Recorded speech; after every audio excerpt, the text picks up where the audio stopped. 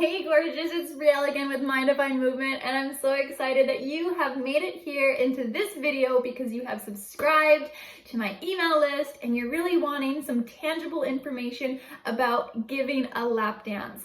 Maybe you've given a lap dance before and it went a little sideways.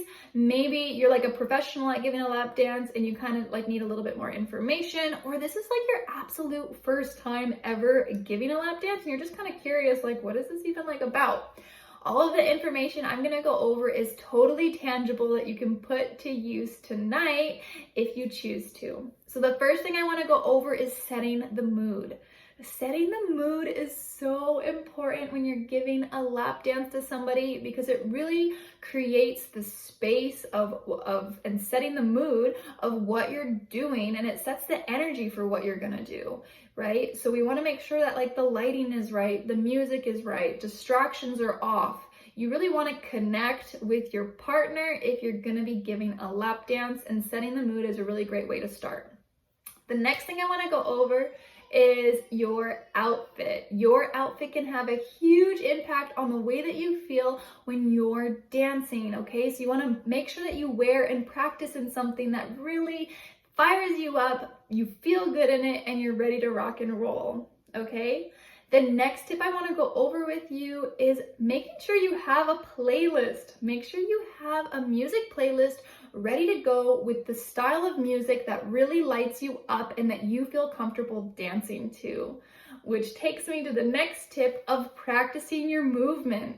Make sure you practice putting on that playlist, setting the mood, getting your outfit on, and kind of just like move and groove your body and kind of like see what it feels like just to relax and move your body like in a sensual, feminine type of way so that you feel really confident when you're gonna do that for somebody else. So practice moving, feel good while you're moving, and then if you feel really good moving and dancing with all those tips by yourself, then you can go ahead and do that for someone else.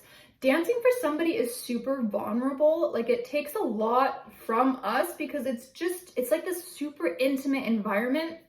So make sure you feel so good dancing for yourself before you go and dance for somebody else. And a big no-no, last tip, is don't get drunk to dance, okay? Ugh. It's just sloppy, it's not feminine, it's not sexy. Like, if you need like a little glass of wine to kind of like loosen you up, I totally get that, I totally understand, but do not get drunk. You don't want it to be a mess, okay? It can be embarrassing, okay? If this information totally lights you up and it turns you on and you're like, I need more, please go ahead and continue following down below so you can get access to my Lap Dance Like a Total Goddess program, okay?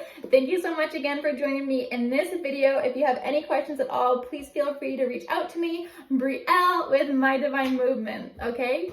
Bye.